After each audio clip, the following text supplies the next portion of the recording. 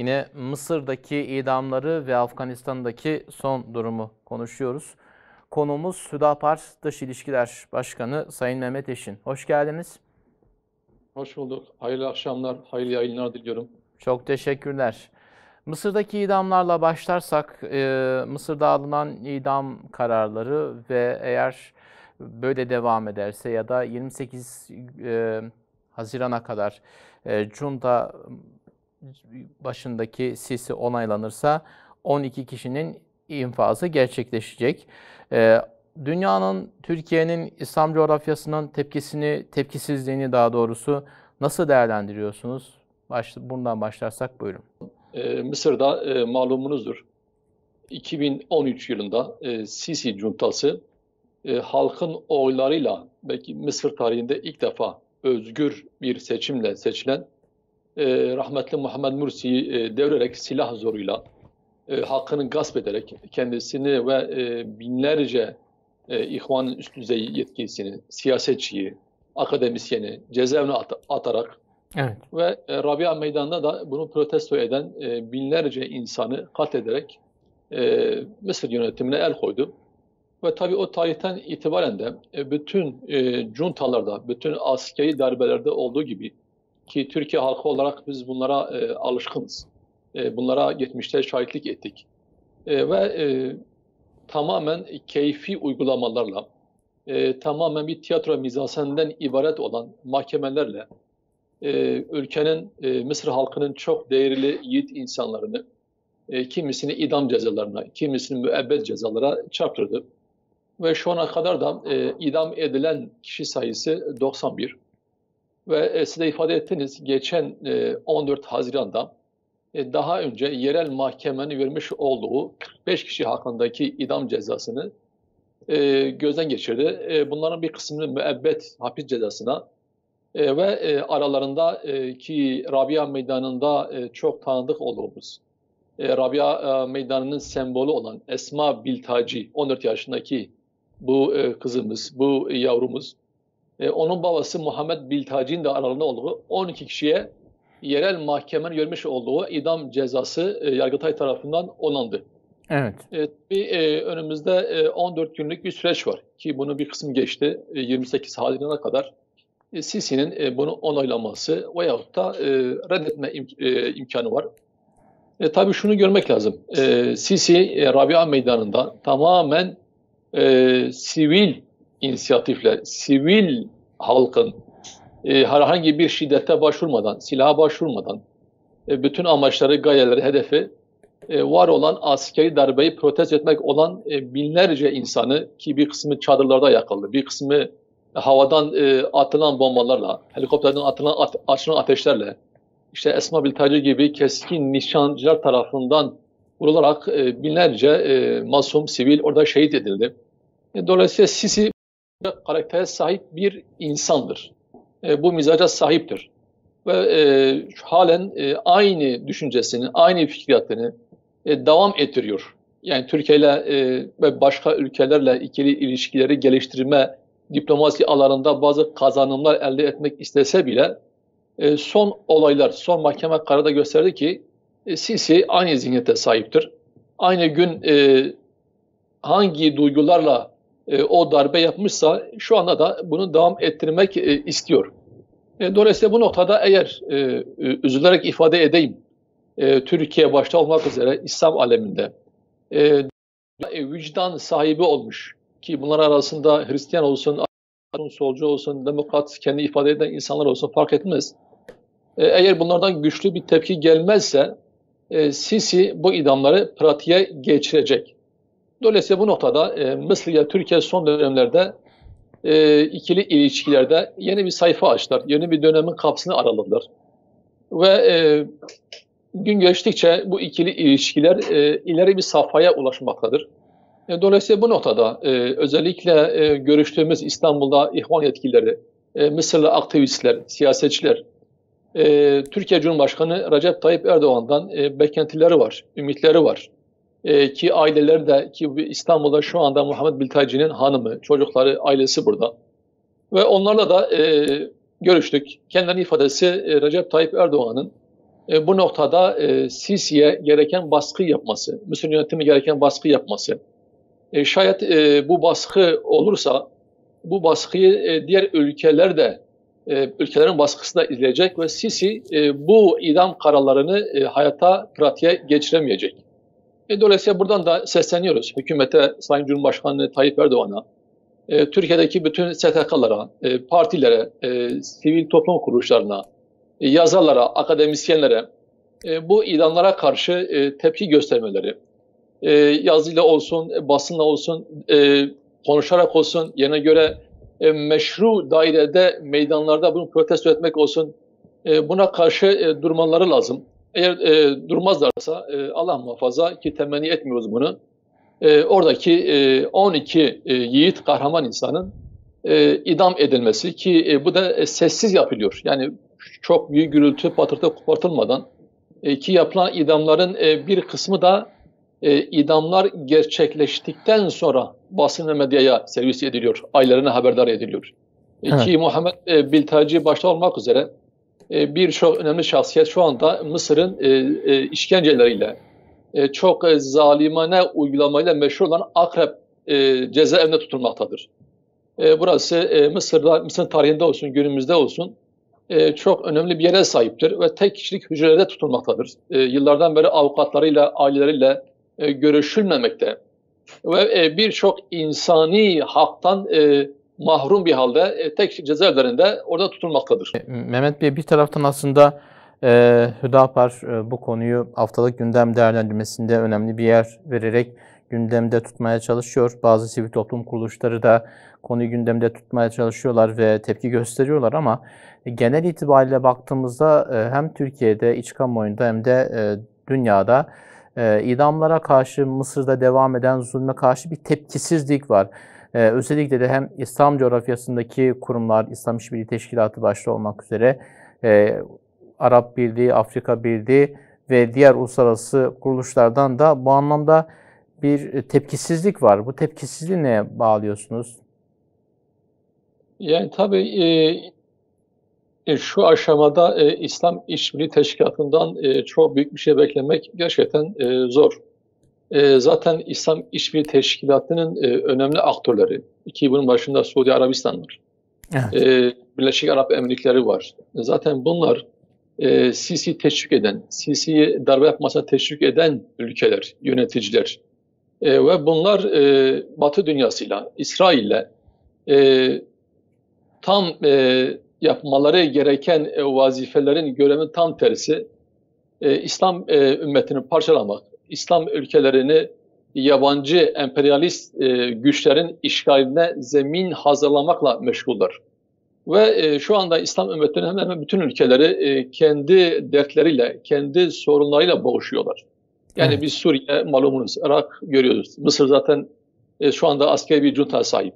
Sudan, Ömer Beşir'in de tabii orada tasfiye edilmesiyle birlikte şu an tamamen Batı'ya teslim olmuş, İsrail teslim olmuş bir. Dolayısıyla İslam ümmetinde ülkelere baktığımız zaman buna karşı tepki koyabilecek ülke hemen hemen kalmamış diyebiliriz. Bir Türkiye dışında. İran tepki gösteriyor. Türkiye önemli bir aktör. Yani şu an İslam ümmeti coğrafyasında. Dolayısıyla Türkiye'nin gözleri Türkiye'de. Belki beklentiler, ümitler şu an Türkiye'de. Dolayısıyla Türkiye'nin de bu noktada üzerine düşen o beklentilere cevap verebilmesi lazım. Ve Türkiye'den güçlü bir tepki gelirse, inşallah gelecektir. İnanıyorum ki bu Sisi'ye geri adım attıracaktır. Zaten Sisi ülke içerisinde, Mısır'da ekonomik sorunlar, sıkıntılar, enflasyon, işsizlik, işte o ara olan polisiye güvenlik önlemleri, askeri darbenin devam eden o uygulamaları gerçekten de halkta büyük bir kin ve nefrete dönüşmüş durumdadır. Dolayısıyla bu noktada diğer İslam ülkelerinden tepki gelmese bile Türkiye'nin tepkisi önemlidir. Türkiye bu noktada üzerine düşeni yapması gerekir. Evet. Son olarak kısa bir yanıt alıp Afganistan konusuna geçmek istiyorum ama şimdi bahsettiğiniz gibi Türkiye-Mısır ilişkilerinde yeni bir sayfa açılmaya çalışıyor ama Daha ilk temas sonrasında 18 idam ve infaz vardı. İkinci temaslarda büyükelçilikler atanması noktasında Dışişleri Bakanı Mevlüt Çavuşoğlu'nun açıklaması olmuştu. Karşılığında da Mısır'dan da Sami Şükrü'nün bir açıklaması olmuştu. Yani bu bir şarta bağlandı. İç işlerimize karışmayacaksın şeklinde mealinde bir açıklamaydı.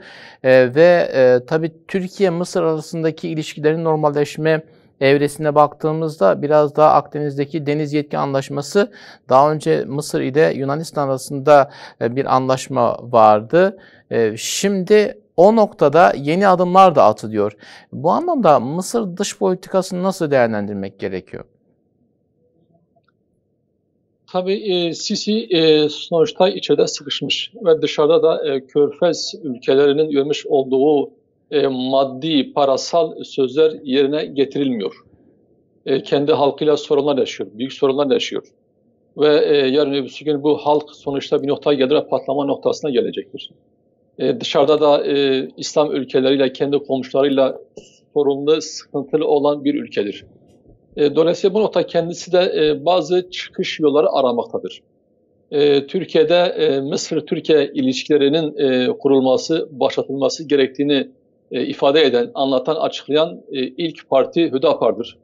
Ve biz orada bazı şartları öne sürdük. Bu ilişkiler Sisi'nin junta rejimini meşrulaştırmamalı. Ve Sisi'ye bu noktada İhvan ve diğer muhalif liderlere, muhalif hareketlere karşı daha da sert yollara başvurmamalı. Yani burada iki şart öne sürdük. Birincisi Sisi ve yönetimi meşru gösterilmemeli bu ilişkiler üzerinden. Diğer taraftan da İhvan ve diğer hareketlere yönelik baskının hatta sona erdirilmesi, bu ilişkilerin sona erdirilmesine vesile olması gerektiğini ifade ettik. Yok eğer gerçekten de Sisi bundan cesaret alarak bu ilişkilerden İhvan'a yönelik, diğer muhaliflere yönelik idam cezalarını pratiğe geçirirse Türkiye'nin bu noktada gereken adımları atması ve ilişkileri sürdürmek yerine belki ilişkileri dondurmak, hatta bazı noktalarda geri adım atması gerekir diye düşünüyoruz. Afganistan'la devam edelim. Afganistan'daki duruma baktığımızda bir taraftan ABD'nin 11 Eylül itibariyle çekilme kararı ve şu anda Afganistan'daki askerlerinin yarısının çekildiği yönündeki açıklamaları, NATO zirvesi, Cumhurbaşkanı Erdoğan-Biden görüşmesi sonrasında Afganistan'daki durum ve Afganistan'la ilgili çok fazla senaryo konuşulmaya başlandı. Siz Türkiye'nin oradaki pozisyonu, şimdiye kadarki görüşmeleri nasıl değerlendiriyorsunuz? Afganistan'la ilgili bir genel değerlendirme alalım öncelikle. Buyurun. Tabii 11 Eylül saldırılarından hemen akabinde Amerika, Afganistan'a yönelik geniş çaplı havadan, karadan bir saldırı, bir işgal başlattı. O dönemin başkanı George Bush şu ifadeyi kullanmıştı. Bu bir Haçlı Savaşı'dır. Evet. Ve burada gerçek niyetlerini ortaya koydular. Ve dünyanın en gelişmiş ülkesi, en zengin ülkesi, askerik olarak en önde olan Amerika, dünyanın en geri kalmış olan ülkelerden bir tanesi olan Afganistan'a karşı bir işgal planı başlattı. Trilyonlarca dolar, on binlerce asker, on binlerce uçak, askeri ekipmanla Afganistan'a girdi. Ve belki dünya tarihinde kullanılmamış olan ki o dönem bombaların anası olarak tabir edilen 10 tonluk bombalar orada kullanıldı. Bütün bunlara rağmen 20 yıl sonunda Amerika Afganistan'a hakim olamadı, kontrol altına alamadı. Ve oradaki kendisine yönelik olan farklı hareketler, farklı yerel güçlerden oluşan ki buna zaman zaman El-Kaide olarak isimlendirildi, zaman zaman IŞİD, zaman zaman da şu an Taliban olarak isimlendirildi. Ve bunlara karşı nihai bir zafer kazanamadı. Mevcut hükümeti desteklemesine rağmen bir türlü Kabil dışında hakimiyetini sağlayamadı. Ve en son 2020 yılında Taliban'la masaya oturarak Afganistan'dan çekileceğini ilan etti. Tabii ardından bu söz demiş olduğu tarihte değil de sonradan işte şu anda 11 Eylül'de ki sembolik bir tarihi de var. 11 Eylül gününde Evet. tam dün çekileceğini ifade etti. Tabii Amerika'nın şu yönünü unutmamak lazım. Amerika için Afganistan önemli. Şu an geçiş yolu olması, Çin ve Rusya'nın İpek yolunun güzergahında olması ve gerçekten de Afganistan Asya'ya açılan bir kapı. Dolayısıyla Amerika Afganistan'dan vazgeçmedi ki 20 yıldır birçok kayıplar vermesine rağmen ekonomik alanda, askeri anlamda, insan noktasında Afganistan'dan vazgeçmedi. Dolayısıyla şu anda kendi arkasında bir yapı bırakarak buradan çekilmeyi düşünüyor. Evet, pratikte, kağıt üzerinde belki orada Amerikan askerleri yok ama uzaktan orayı kontrol etmekle bu işgali devam ettirmek istiyor. Tabii Türkiye ilk günden itibaren NATO şemsiyesi adı altında Afganistan'a girdi. Özellikle insani yardımlar noktasında, Kabil havalarının koruması noktasında büyük görevler ifade etti. Ve en son Türkiye, Amerika'nın çekilmesi durumunda, NATO'nun çekilmesi durumunda Kabil havalimanını kontrol edebileceğini ve buna istekli olduğunu ifade etti. Biz Hüdapar olarak şu açıklama yaptık hatırlarsanız. Dedik ki Türkiye'nin orada kalması eğer NATO'nun, Amerika'nın yarım kalmış planlarının devamı için olacak ise Türkiye orada kalmamalı. Ki Taliban da yaptığı açıklamada biz bütün güçlerin oradan çekilmesini ve biz orada yönetimi kurduğumuz zaman ondan sonra diğer ülkelerle eğer istersek, dilersek ülkelerinin askeri güçlerinin orada kalabileceğini ifade etmişti. Dolayısıyla şu anda Amerika'nın çekilmesine orantı paralel bir şekilde Taliban her geçen gün hakimiyetini daha ileri noktaya götürmekte. Ve bu gidişle olursa mevcut hükümetin Taliban karşısında Kabil'i savunması mümkün görünmemektedir. Dolayısıyla Amerika'nın çekilmesiyle birlikte Taliban Kabil başta olmak üzere ülkenin birçok yerini kendi kontrolüne alacaktır. Ve Taliban'ın istememesi durumunda Türkiye'nin orada kalması, Kabil Havalimanı'nı koruması, kontrol altına alınması gerçekten Türkiye açısından ciddi güvenlik kaygılarıdır. Çünkü Taliban Kabil'i ele geçirmek istediği zaman orada Türk askeriyle karşı karşıya kalacak ve burada çatışma, bir savaş ve kayıplar kaçınılmaz olacaktır. Dolayısıyla burada Türkiye NATO adına değil, Amerika adına değil ve Afgan halkının bütün unsurlarının ki bunun içerisinde Taliban da dahil, evet, diğer yere de dahil, eğer isterlerse, kabul ederlerse ve Türkiye'nin orada kalması amaçları için değil, Amerika'nın emperyalist hedefleri için değil, Afgan halkının istikrarı, orada barış ve huzurun sağlanması için olacaksa Türkiye orada kalmalıdır. Ama yok eğer başta Taliban olmak üzere Afgan halkının diğer yerel güçleri, unsurları Türkiye'nin orada kalmasını istemez ilerse Türkiye'nin orada kalmaması ve Türkiye'nin oradan çekilmesi ama sonraki aşamalarda artık orada kurulacak olan hükümet bu Taliban mı olur? Taliban'la birlikte diğer güçlerle birlikte mi olur? Bir koalisyon mu olur? Bunlar isterlerse, dilerlerse Türkiye'nin Kabil veya farklı noktalarında güvenliği sağlamak, istikrarı sağlamak, barışı sağlamak adına Türkiye bulunmalıdır. Ama bunun dışındaki birinci seçenek kesinlikle Türkiye orada NATO'nun askeri gücü olarak Amerika'nın geride kalmış olduğu planlarını pratiğe geçirmek amacıyla Türkiye orada kesinlikle kalmamalı diye düşünüyorum.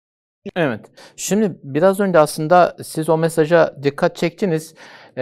ABD 11 Eylül'de çekilecek. Yani işgalinin 20 yıl sonrası aynı gün çekilecek. Ama bir taraftan da Afganistan'da 13 yıl Cumhurbaşkanı yapmış Hamid Karzai geçtiğimiz günlerde ABD'nin Afganistan'da başarısız olduğunu ifade etti. Bir taraftan sahaya baktığımızda Taliban'ın her geçen gün daha fazla güçlendiği ve sahaya daha fazla hakim olduğunu görüyoruz ve nihayetinde ABD Taliban'la masaya oturmak durumunda kaldı ve bir anlaşma yapıldı. Şöyle bir hakikat var.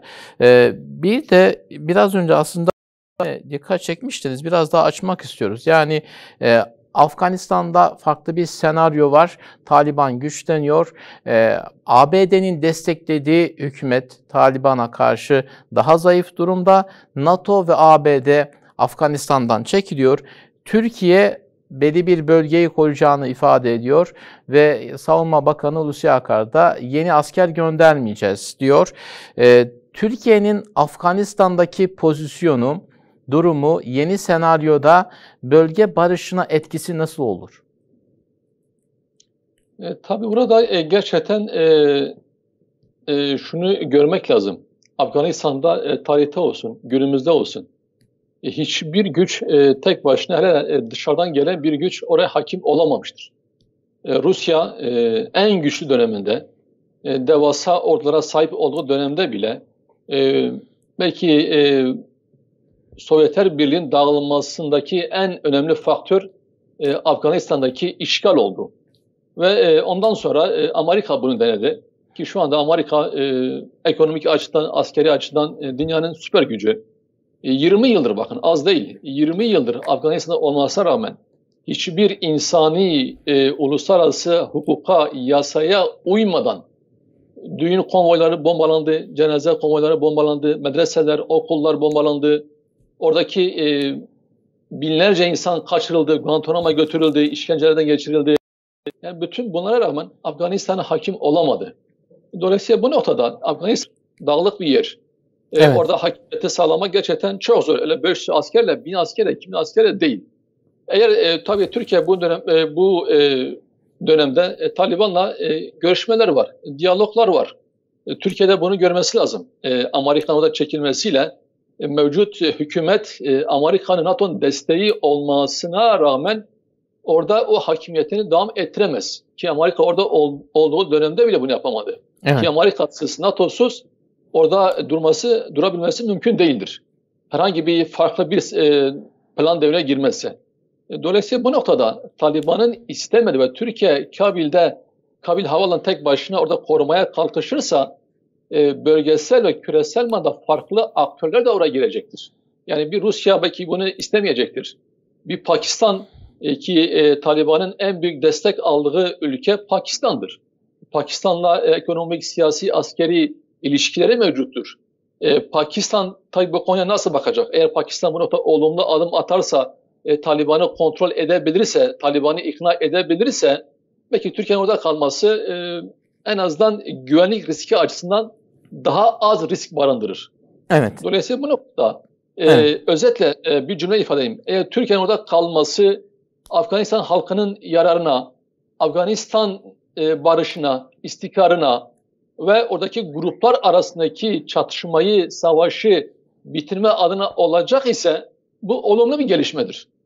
Ama yok, bunun tam tersi Amerika'nın, NATO'nun bir askeri gücü olarak orada kalacaksa bu tamamen Türkiye halkının ve Türk ordusunun ve İslam coğrafyasının da zararına olacaktır.